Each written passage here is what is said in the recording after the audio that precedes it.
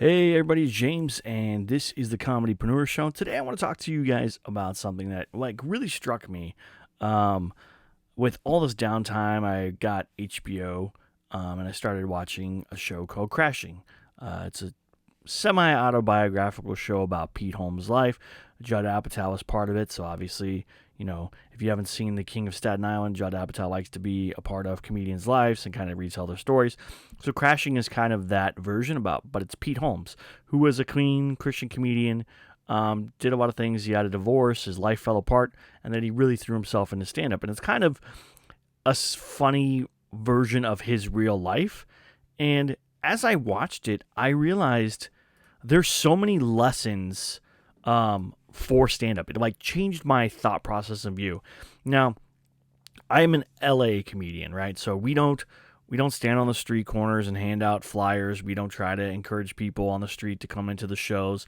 That's not really a thing that's done very often. I know there are some comedians who do hustle in that same way, but it's not one of those things that we do. Usually social media, friends, neighbors, things like that. You get as many people out as you can. Sometimes you'll go to a bar. Sometimes you'll go places. If you're a hustler, you'll find a way to get people, obviously. So that was one of the things, and it really changed my idea because I was like, man, that's genius, really, because in LA, it's not done. So maybe that's something I'll try next year or this year or whenever comedy starts up again in LA.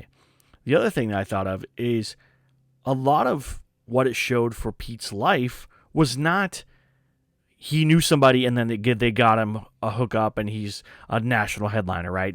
People say that about Brendan Schaub or some of the people that hang around Joe Rogan. They're only famous because they know Joe Rogan.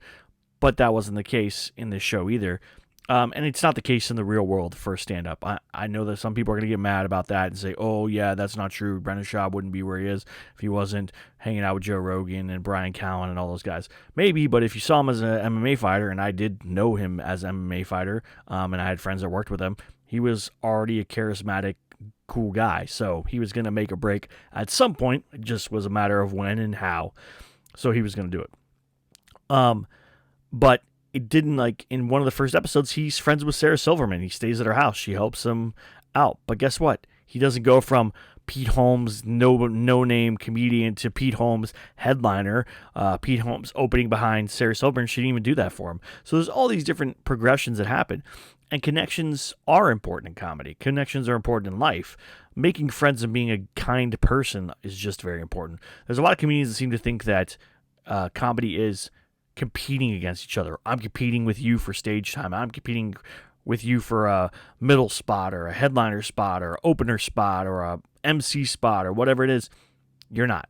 You're not. You're only competing against yourself. That's why you want to put out the best material, put on the best show, do the best you possibly can, right? That's who you're competing against. You're competing against yourself. You're not competing against me. I'm not competing against you. I'm not competing against Joe Rogan. I'm not competing against Pete Holmes. I'm not competing against my friend Agostino or my friend David or Luke or any of the number of comedians that I know. I'm not competing against them. It's not a competition.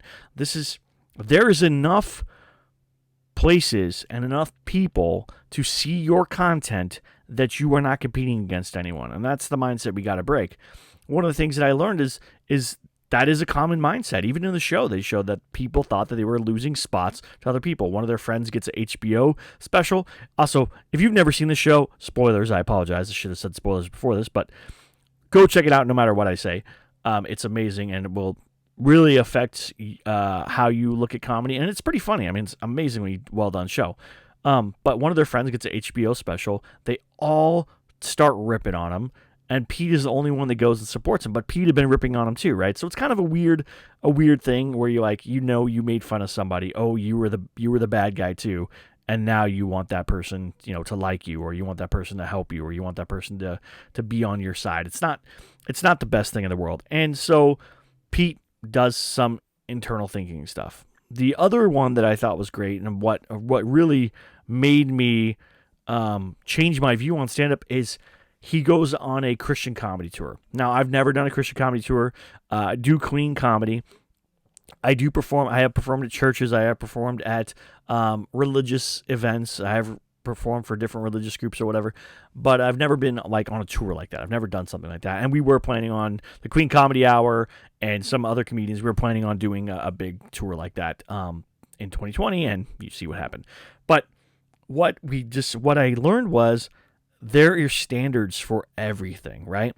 When you first try out for a lot of comedy clubs, you have to do clean, right? Like when you want to go to the Laugh Factory, your first set has to be clean. I know there's a lot of other things that there are a lot of other clubs that do say, hey, we want to see you do clean first, and then you can do whatever you want. You can do blue, you can do whatever craziness you want. And I thought it was interesting that we like as comedians to be able to say whatever we want to say, and we like to be able to say it however we want to say it. But when you work for someone else, which we usually are in a club, you have rules and standards of conduct that you have to abide to. And when people get mad about it, like, oh, this is my free speech, it's like, yeah, it is your free speech, but you're doing it in someone else's house. You're doing it on private property. And I really thought that was an interesting thought, because I hadn't really processed how different a Christian comedy show was, because none of his stuff was unclean, but he ends up getting kicked off. Spoiler again. Gets kicked off for one of his jokes, which I thought was amazing, and I would have never been offended by it, but apparently the person who ran it was. It's one of those things where you have to know your limits. You have to know the person that's booking you for the show, what their expectations are. And I think we forget as comedians that there are expectations for us. When we're on stage, we have an expectation, and we have ways to conduct ourselves to be able to be successful. Now, crashing isn't the best form of like what stand-up comedians are, how it really is or whatever, but it's a good insight. So if you are new to comedy, you've never done comedy, you're thinking about comedy, maybe you've even been in comedy for a while. I've been in it for over 5, maybe 6 years now, doing comedy in LA, which is one of the hardest places besides New York to do stand-up. I learned a lot, and it really made me think. It was a very critical thinking type show for me, because I took it as, what can I do that Pete did that was great and bad, and then how can I reverse those things? So if it was really good, how can I use it to my success? If it was really bad, how can I find the inverse version of that and make it good for myself? And that's what I aim to do all the time, not only just for myself, but for all of you that listen to the show and watch, listen to the Queen Comedy Podcast or watch any of these videos. They're literally, the goal is to help you in any way that I possibly can. So I hope that helps. I would recommend watching Crashing. I would recommend going out and checking it out. And there's going to be a lot of small lessons. It's funny. It's an amazing show. And it may even inspire you to kind of get hyped about comedy again and be like, yeah, that's awesome. I remember when that happened to me. Oh, I remember when I got bumped. I remember when this person did this thing to me. Like, these things are going to be stuff that really stands out to you, like, yeah, that's awesome, or, ooh, I remember those moments, when I got pushed, or, just all that stuff. So life and art imitate each other, right? Art imitates life imitates art. Go out there, watch Crashing, be inspired to be a comedian, be inspired, learn stuff, use everything that you can, and just know that every time that you learn something new, it benefits you. And if you can use that to benefit others, great. I hope that helps you. Hope you enjoyed this small little rant about Crashing and how much I loved it. Please like and subscribe. Have a great one, and I'll see you next week. Bye.